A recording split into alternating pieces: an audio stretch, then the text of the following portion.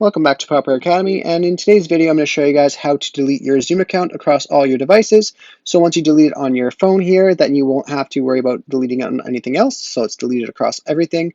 And one thing I have to point out before we get started is you don't go on the Zoom app at all. This is all done on the browser. So once you're on your phone on iOS or Android, they're relatively the same to delete. Just open up your web browser, and you want to search for Zoom, and you want to go to the main website, zoom.us. And once that's open there, you want to click on the three lines in the top right corner. And then you're going to have to sign into your account if you're not already signed in like I am. Once you sign in, you want to click on the three lines again though, and click on My Account.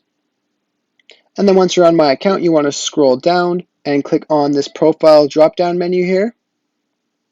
And then you're going to want to scroll down, and under Admin, you want to click on Account Management.